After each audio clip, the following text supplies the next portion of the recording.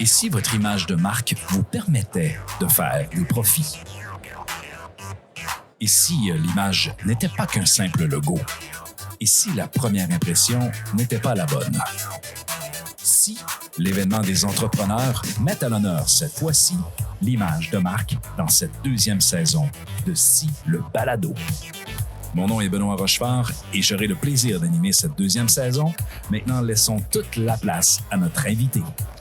Alors, mon invité, que je dois vous avouer que je connais personnellement, s'appelle Nadine Brassard. Elle est directrice générale du Cerdex International, une organisation qui aide les entreprises à une démarche à l'international. Donc, Nadine, merci d'avoir accepté de venir me parler dans Si le balado. Eh bien, c'est toujours un plaisir, Benoît. Merci de l'invitation. Comment tu as trouvé ton expérience d'atelier de ce matin? Écoute, c'était vraiment super dynamique. Les gens étaient curieux, posaient beaucoup de questions, participaient, avaient beaucoup d'exemples aussi. Donc, c'était vraiment là, super. OK. Donc, je veux revenir un peu là-dessus parce que j'ai entendu des éléments clés. Puis, tu sais, on a parlé beaucoup d'images de marque. Tu sais, il y a des entreprises, des experts qui sont venus, ils ont parlé de marque employeur, l'importance quand je dis ça, de se positionner. C'est quoi le principal défi des marques quand c'est le temps d'aller, en fait, de faire une démarche à l'international? Bien, dans le fond, c'est quand on va à l'international, c'est le défi qu'on va souvent voir ressortir, c'est la connaissance du marché, de savoir où on s'en va, la connaissance des clients. Est-ce qu'ils ont les mêmes perceptions qu'on va avoir ici? Fait que le principal défi, justement, c'est de pas penser qu'il faut y aller comme on le fait ici. Il faut vraiment prendre un pas de recul puis vérifier dans quel territoire on va. Est-ce qu'il y a des cultures, des pratiques d'affaires qui font en sorte qu'on pourrait rater notre entrée sur le marché à cause justement d'un impair? Une entreprise locale là, qui décide de dire, ben moi, je fais une démarche, mettons, je sais pas moi, en Europe. Qu'est-ce qu'il devrait faire, notamment par rapport à son image de marque? T'sais, une entreprise qui a une bonne réputation, qui a ses assises au Québec, là, elle dit, ben moi, j'aimerais ça attaquer le marché européen. Qu'est-ce que je devrais faire pour ajuster ma marque ou du moins pour être capable d'aborder ce marché-là?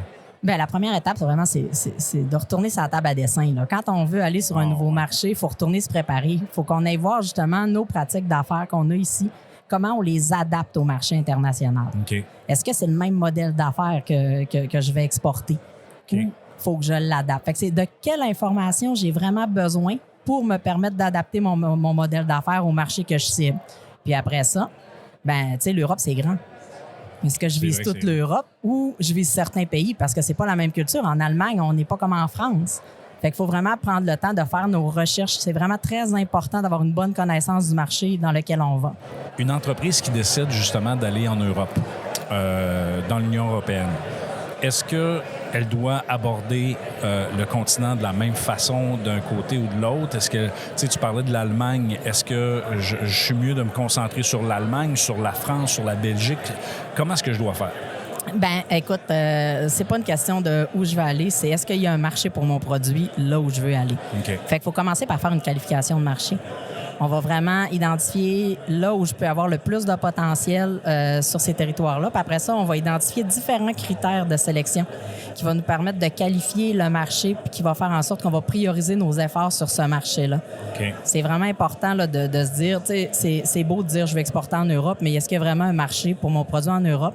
Il faut aussi valider, tu sais, est-ce que ma valeur ajoutée est suffisamment forte pour que les investissements que je vais faire pour développer ce marché-là soient justifiés? Si, tu sais, à partir du moment que j'ai identifié qu'il y a un marché, qu'il y a un potentiel, c'est quoi les étapes que je dois faire sur le plan de ma marque? Qu'est-ce que je dois ajuster? Parce que, tu sais, on parle beaucoup de philosophie, on parle beaucoup d'identité, de dire, tu sais, qui on est, puis tu sais, on veut vendre une idée. Alors là, tu sais, cette idée-là a été développée, par exemple, pour le Québec. Et là, dans le fond, qu'est-ce qu'il faut que tu réajustes quand tu décides, t'as choisi, dans le fond, un marché qui a un potentiel? Souvent, ça va être ton message. Okay. Ça va être la manière de partager le message pour rejoindre tes clientèles. Donc, tu peux avoir tout dans ton image de marque, tu as ton logo, tu as tes couleurs, tu as tout ça.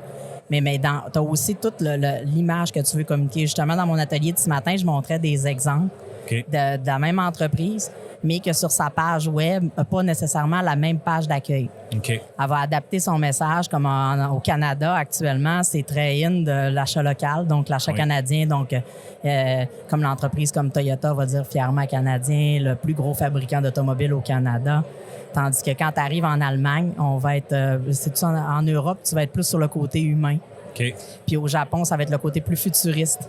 OK. Donc, tu sais, c'est vraiment, il adapte le message en fonction de qui il souhaite rejoindre. Actuellement, ça brasse un petit peu avec notre voisin du Sud. Je pense que tout le monde sait de quoi je parle. Comment est-ce qu'une entreprise doit adapter justement son image de marque face au marché américain? Tu as sûrement dans ta clientèle des entreprises qui exportent aux États-Unis. À partir du moment où tu as déjà des liens d'affaires, c'est quoi tes interventions que tu fais en marketing dans le fond, pour faire face à la situation? Bien, actuellement, il y a beaucoup d'entreprises qui vendaient aux États-Unis qui veulent se tourner vers le marché canadien, donc le marché interprovincial. OK. Fait que là, c'est pas parce qu'on est dans le même pays que l'image de marque est pareille partout. On fait pas les choses pareilles dans chacune des provinces. Les cultures sont quand même différentes. Les manières de développer les marchés aussi sont pas les mêmes. Fait qu'on va travailler actuellement, on dit aux entreprises, ben là, oui, OK, c'est beau, tu veux développer le marché canadien, mais par quelle province tu commences? Ah, c'est vrai, ça. Tu commencerais par quoi, toi, l'Ontario ou bien le BC? Ah, ça dépend de mon produit. Là, j'ai pas de réponse là-dessus. Comme je disais tantôt, c'est est-ce qu'il y a un marché pour mon produit sur le territoire que je vise? Fait qu'on va qualifier les provinces comme on qualifie les marchés internationaux. Donc, c'est sur quelle province je dois prioriser mes efforts. C'est, admettons, je suis dans le secteur forestier, ben tu sais, nord de l'Ontario, on va avoir la Colombie-Britannique, mais est-ce qu'il faut que j'adapte mon produit?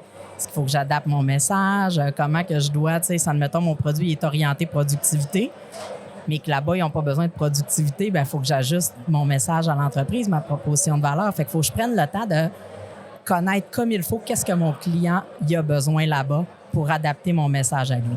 Donc, les entreprises que, dans le fond, avec toi, avec qui tu collabores, c'est beaucoup plus du B2B, si je comprends bien, ou tu as un peu de B2C? Il y a un peu de B2C, mais c'est sûr que c'est principalement du B2B parce que des fois, ben, il va y avoir du B2B un peu, du B2C au travers, mais c'est beaucoup des entreprises B2B parce que quand on va à l'international, c'est beaucoup plus difficile de faire de la vente directe. Ça coûte beaucoup plus cher, même en B2C. Okay. Des fois, on va avoir des ventes par opportunité de côté international, mais de là à dire qu'on met des investissements et qu'on implante une stratégie pour développer un marché, bien souvent, dépendamment de la compétition puis de notre valeur ajoutée qu'on a sur le marché, bien, ça peut être très, très coûteux.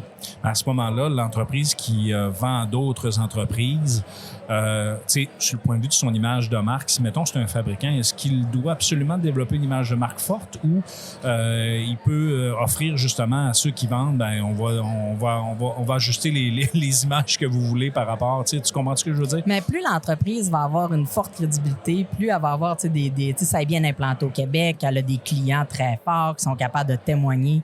C'est plus facile de rentrer dans des chaînes de distribution, puis les distributeurs vont avoir beaucoup plus confiance pour vendre ta marque puis la mettre à travers les autres marques aussi. Puis dépendamment de ton type de produit, si tu as beaucoup de compétiteurs dont les marques sont très fortes, mais toi aussi, il faut que tu te positionnes à travers ça. Ouais, fait qu'il faut que il faut que tu donnes le goût à ton intermédiaire de te vendre.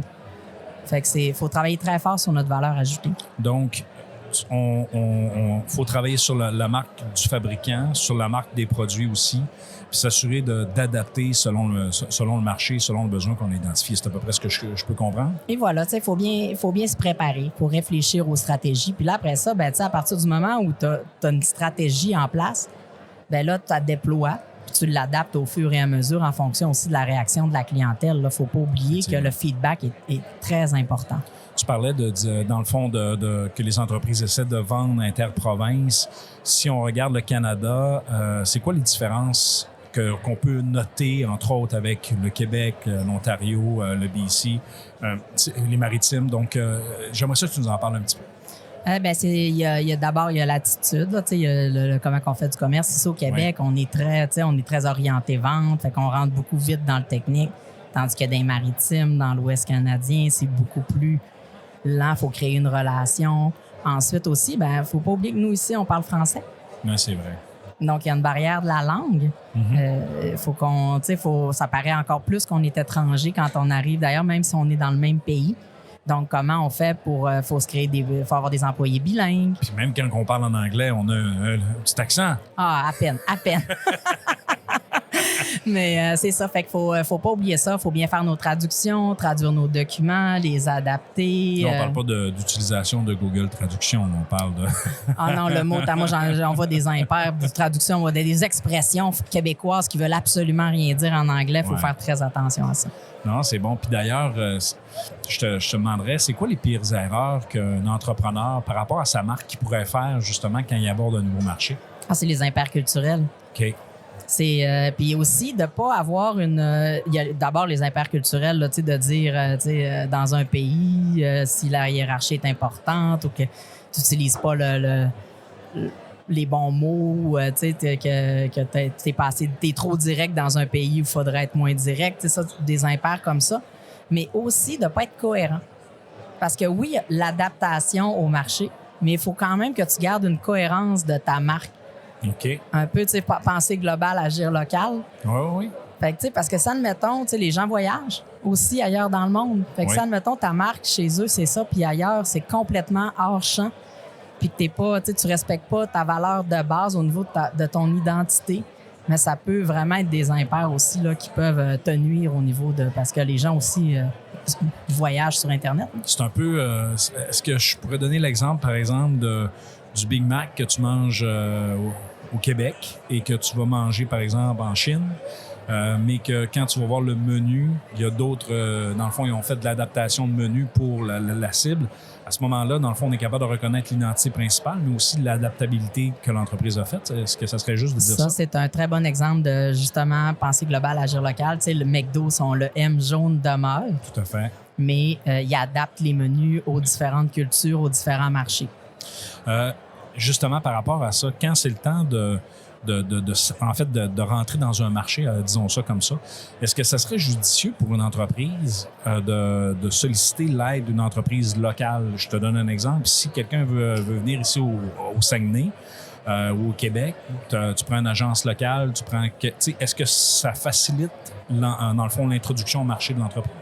C'est certain que, comme on le disait, la vente directe, c'est à l'international, c'est pas ce qui est priorisé. On va utiliser différents canaux de distribution pour se faire connaître, donc des stratégies d'entrée sur les marchés. C'est beaucoup plus facile de rentrer sur un marché quand tu as déjà une personne qui parle la langue, qui est sur le même fuseau horaire, qui est présent, qui est là pour répondre aux questions des gens. Ça crée une confiance, puis justement, ça permet aussi d'établir ta marque, de la positionner. Mm-hmm. C'est intéressant, Nadine. Sérieusement, si les gens veulent te consulter, parler avec toi d'international, parce que dans ce qu'on...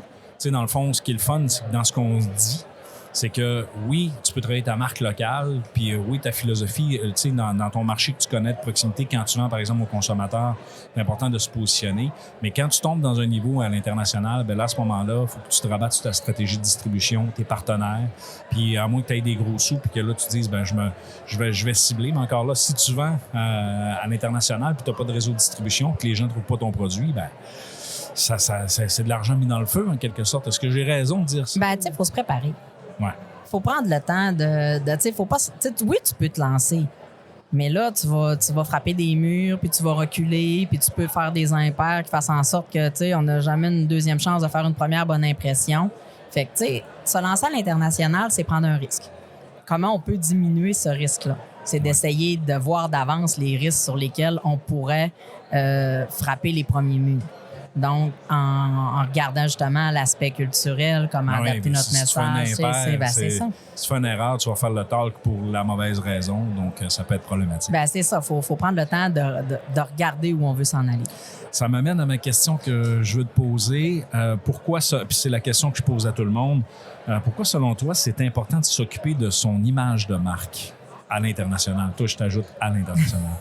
Ben, c'est essentiel parce qu'il faut établir notre crédibilité. Quand on démarre une entreprise, un produit qu'on veut vendre localement, on est connu, on a déjà une faveur un peu locale, on part avec une longueur d'avance. Tandis qu'à l'international, on n'est pas connu, on n'est personne. On veut se positionner à travers des compétiteurs. Donc, il faut vraiment faut positionner notre crédibilité. Puis, il faut vraiment utiliser plusieurs canaux pour y arriver parce qu'on se bat parfois contre des géants aussi. Donc, c'est comment on peut développer, partir de rien, mais devenir quelqu'un. C'est bon ce que tu dis, partir de rien, devenir quelqu'un. D'ailleurs, je vais m'amuser avec toi. Si ça te dérange pas, je vais te faire participer à mon jeu audio que j'ai fait participer tous mes participants. Ça te tente-tu de jouer avec moi? Ah, toujours partant. Le son crée une image. Il est temps de jouer. À quoi ça te fait penser?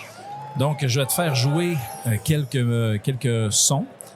Et je vais te demander de me dire à quelle entreprise ou à quel produit ce son est associé. Ça marche-tu? Hey, c'est stressant, ça. Je vais être là pour t'aider. Si jamais je suis pas bonne. Écoute, je te rassure, il y en a que ça a pas très bien été, puis il y en a que ça a très, très, très bien été.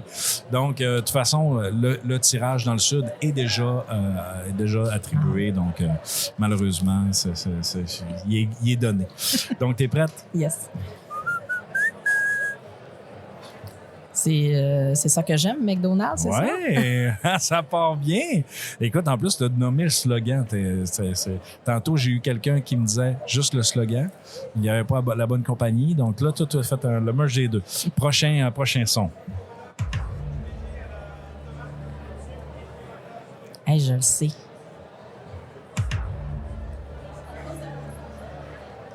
Je le sais vraiment, mais là, j'ai un blanc. OK. C'est rouge.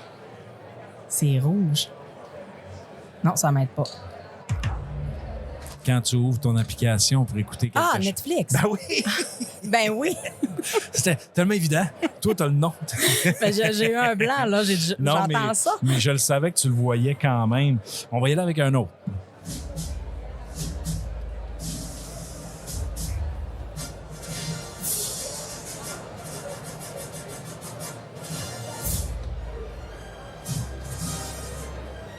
Mais ça, c'est en lien avec le sport. Non. Non.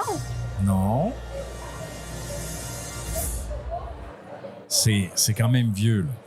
Oui, mais je le sais, c'est quoi, là? Je t'aurais chanté tout le jingle au complet, là. C'est 20th Century Fox. Ah, c'est ça, les films. Ouais, c'est ça. Exactement. On s'en fait-tu un petit dernier? Ah oui.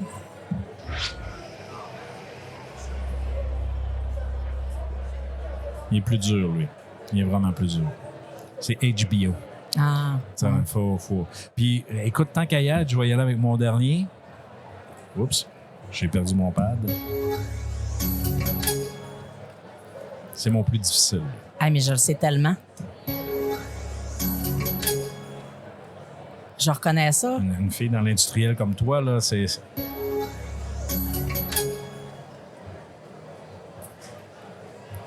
Intel. Hein, on l'entend, mais tu sais, puis des fois, l'association, son marque devient un élément quand même important. Écoute, Nadine, merci beaucoup de m'avoir accordé cette entrevue. Puis écoute, on se reparle très, très assurément à un autre moment donné dans d'autres cieux. Ben, merci beaucoup de l'invitation, Benoît. C'est beau, salut. Cet épisode vous donne un avant-goût du rendez-vous pour les entrepreneurs et dirigeants qui souhaitent révolutionner leur façon de faire. Cet événement est une production de Promotion Saguenay, l'organisme de développement économique de Ville-Saguenay. Toute l'info est disponible sur si-saguenay.ca. Le balado Si est disponible sur toutes les plateformes d'écoute. Et si on se dit à la prochaine fois, si la business le veut bien.